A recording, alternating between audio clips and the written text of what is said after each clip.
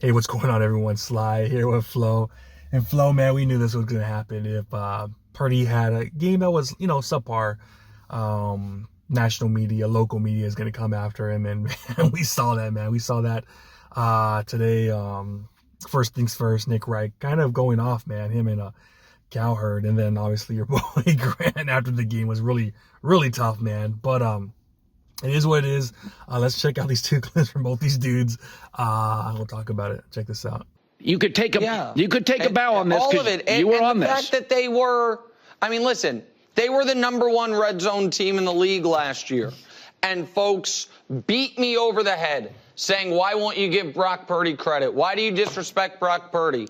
And I just said, listen, I'm not going to act like he is not playing well, but I'm also not going to lie and say I think he is the reason the Niners are having such success.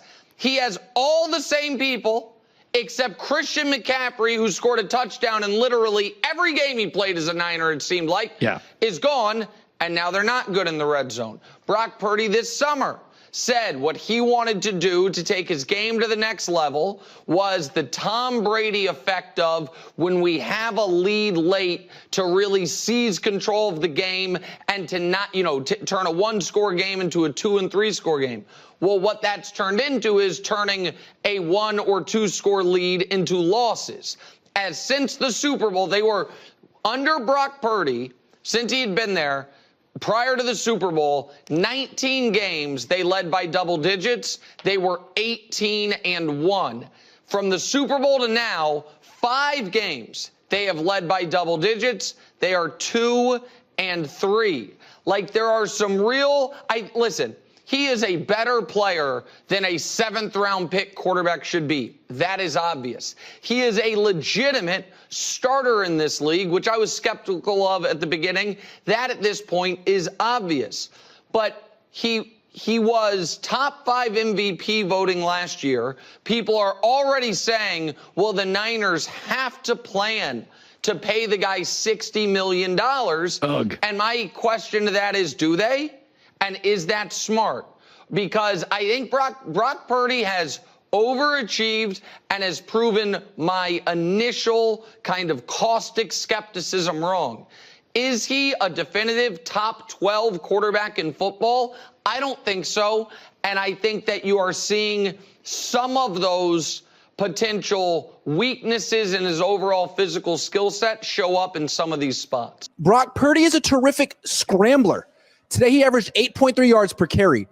But as a passer, when he doesn't have Christian McCaffrey, he's a glorified Jimmy Garoppolo. Call him Purdy G. In his past 10 starts, he has thrown 11 touchdown passes and 9 interceptions, and his record is 5-5. The essence of mediocrity. Apparently, he's not so great when he doesn't have the Offensive Player of the Year in the backfield with him. Go figure. Who does he think he is? The 49ers would be smart to take the game out of Purdy's hands and run the freaking ball with the lead in the second half. He's not the franchise quarterback they thought he was. Good thing they learned this before he's eligible for a contract extension.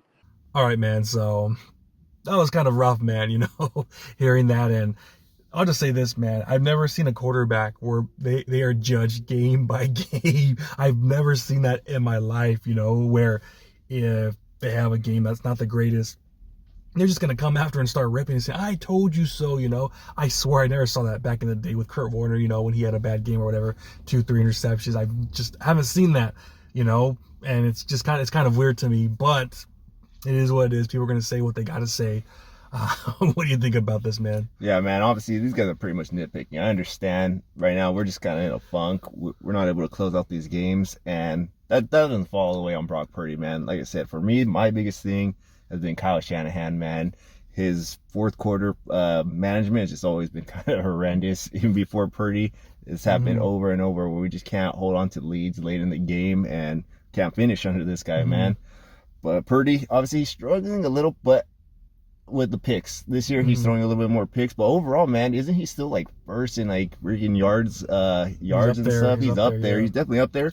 And that's what the receivers not being the how they were last year. Where last year These guys are on fire. They're creating like decent amount of separation. This year, it seems like besides Juwan Jennings, nobody's really getting open, and he's still up there in those yards. So I think Purdy's still doing his thing.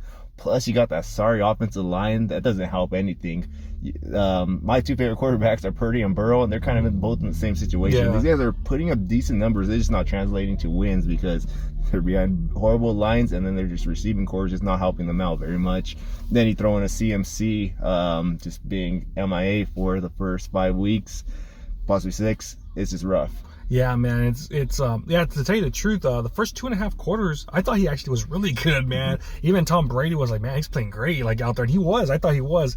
And then it kind of changed when we had no kicker, so we really couldn't do anything. We couldn't kick field goals, and if you're not scoring any points, it's kind of rough. Obviously, the red zone offense has been kind of crappy. But, dude, a lot of it has to do, I think, with the play calling, man. It's just like, why in the hell are you running 4 wide receivers in the red zone? It's like, to me, it's like, what the hell are we doing? Why can't we get back to the basics?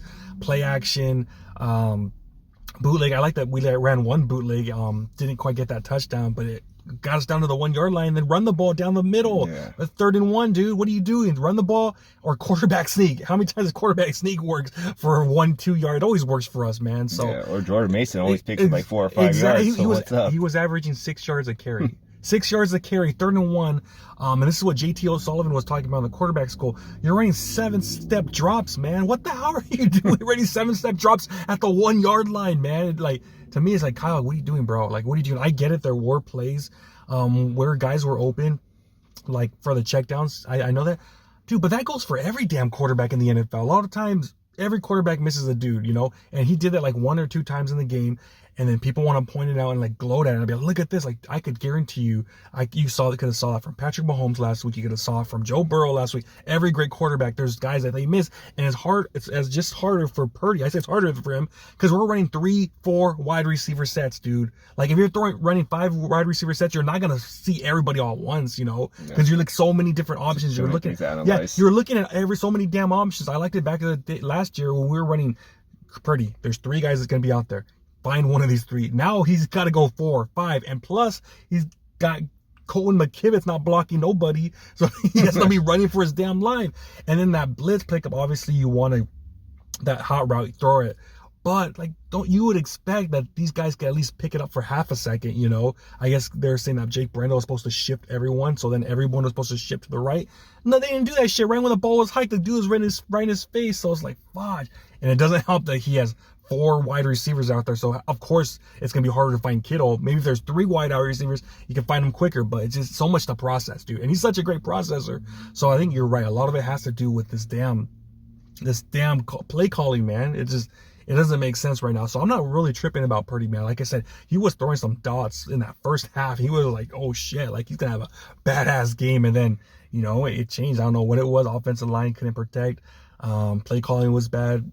Fumbles, so everything that could go wrong in that second half went wrong with all those damn turnovers. And other than those 2 throws from Purdy, and I don't even know if they were really his fault, because one of them got tipped, and then the other one, what happened? It was, oh yeah, he freaking got hit right when he was throwing the damn ball. So I mean, he was having a solid game. Other than those 2, then you could say, oh yeah, he had a bad game, I guess. So I don't know, man. It's a rough situation, but yeah, people are going to be calling them out. And if we lose again, oh my gosh, I don't want to see it, man. I don't want to see what the media has to say, because that Friday, everyone's going to be going after, oh man, he's not going to get paid nothing and all this stuff. So I don't know, man. We'll have to wait and see. Yeah, but the good thing is, all it starts with one game. This has happened to us, 3 of the last 5 seasons where we've started pretty bad, and then you just hit that streak. We just need to get onto one of those streaks and just freaking ride that momentum, because as long as we make the playoffs, man, we could be dangerous. We just got to get into that damn playoffs. So these guys just got to start picking it up, 1 game at a time mentality, and just go after it. Yeah, no, exactly. And like,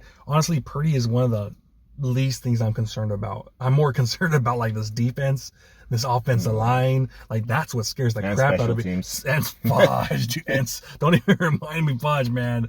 I want to get another gray hair when you said that. Dude, yeah, special teams for sure. Like, everything. Yeah, there's a lot of other things.